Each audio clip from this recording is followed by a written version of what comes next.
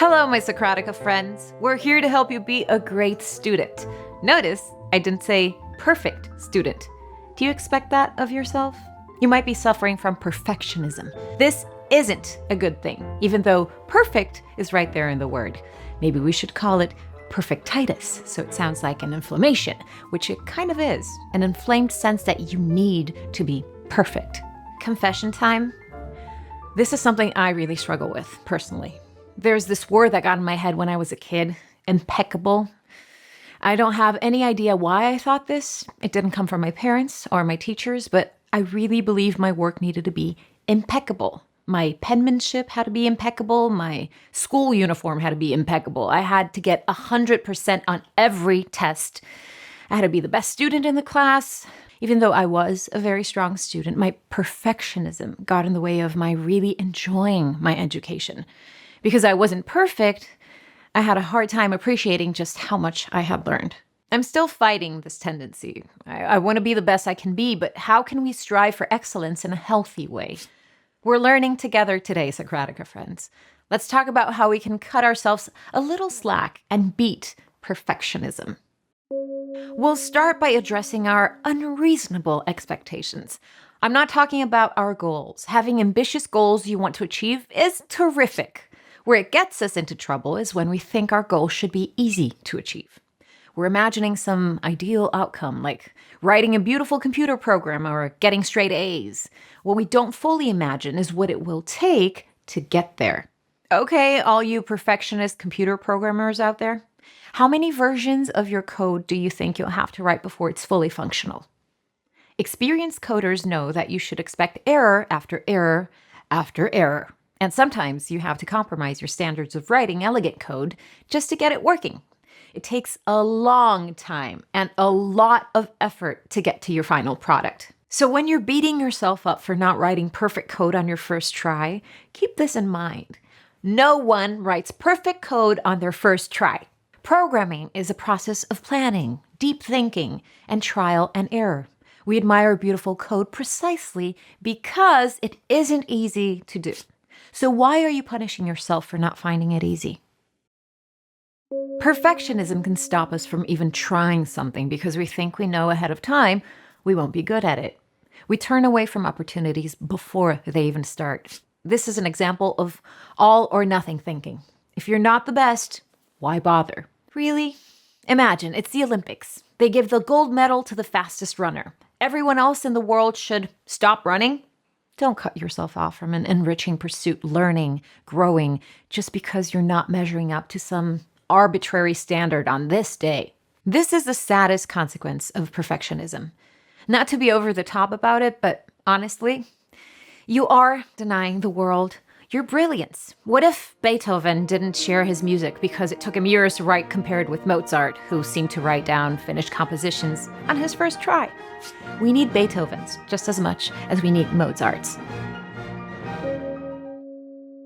Your perfectionism might look a little different. In fact, you may not even recognize that perfectionism is what's behind your actions. For example, you might find yourself procrastinating. Do you put off writing a paper until the last minute? Why do we do this? If you're a perfectionist, it's because you know that you won't write a perfect paper. No one can. That's not a thing. But for some reason, you think that's what's expected of you. By putting your work off, you give yourself an out. Now you can say to yourself, well, that wasn't a fair test of my abilities. I wrote it in 2 hours. This might surprise you that what looks like a half-hearted work ethic is really perfectionism in disguise. This is another negative consequence of perfectionism. You're denying yourself the satisfaction of rising to a challenge. How gratifying is it to do something perfectly the first time? Fleeting at best. We may not even acknowledge it. But when you've had to really put in effort and time, and even a little struggle, the success is that much sweeter when it finally comes. Another way perfectionism shows up is when you're reluctant to say you're finished with something because it's just not perfect yet. That painting you started months ago, the novel you've been secretly working on for years that you keep rewriting before you're willing to show it to anyone. It happens to us all the time when we make our videos. We have a phrase we like to say to each other here at Socratica to try to nip our perfectionism in the bud. Done is good. You see, we spend a lot of time writing, filming, and editing our videos. It probably takes us longer than it should to get a video out because we're always fiddling with our lighting gear or trying to get a transition in a video just right, or tweaking the audio. We're never going to make an absolutely perfect video, and we're trying to learn to accept that. It isn't easy. We don't have it all figured out. One way we're hoping to improve is by getting some help editing. If you'd like to see us make videos faster, you could help by becoming our patron on Patreon.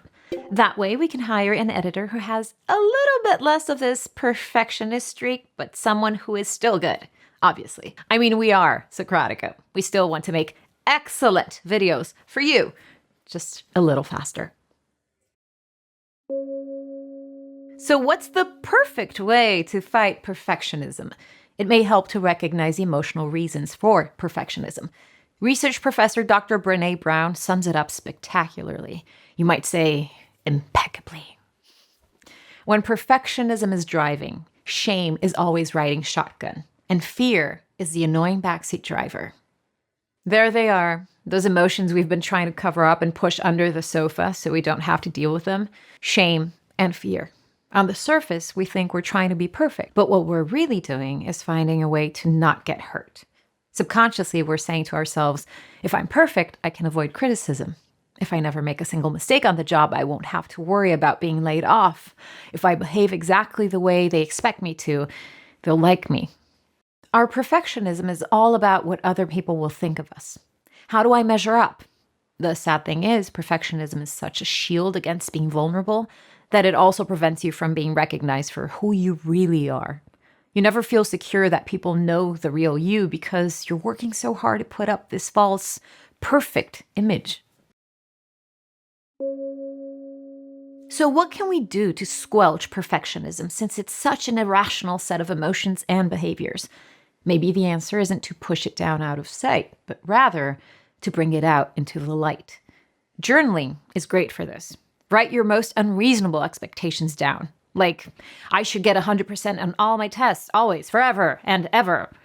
Imagine that someone else was saying that to you. You tell them they're being ridiculous, right?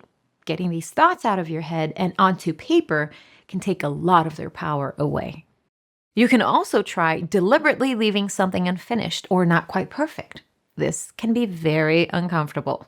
We're not saying you should do this for something really important, like your term paper or a grant application. Start with something small, maybe something in your personal life, when you can let a few things slide and see that life goes on and people still like you for who you are. Perfectionism loosens its grip on you, just a little. Another exercise to try is to do your job once on a basic level, then return and add some details. Finally, give yourself one last pass to finish the job. If you can't get it done to your desired degree of perfection in 3 passes, make yourself let it go. Remember, this isn't your one and only project ever. Another project, another paper, another presentation is coming up, and soon. We've been trying this for our video production. We do one basic edit, next we add in some details, and then one final pass to check for mistakes and little special tweaks. We could easily keep making more passes through a video, but the more time we work on this video, the less time we have to work on our other ideas. Big picture, Socratica friends. Remind yourself that perfectionism isn't helping. By increasing your anxiety, it actually means you're less likely to achieve your goals. And what a relief to be able to go through life knowing that your friends and colleagues know the real you, not some fake perfect robot. Being perfect isn't human. You can open yourself up to more truthful relationships when you stop pretending to be perfect and start being who you really are. When you're immersed in academia or a high-stress work environment, it's easy to lose track of the simple fact you are more than what you are good at. Focus on being proud of yourself for showing up, doing your job, being reliable, being kind. All of those things are in your control.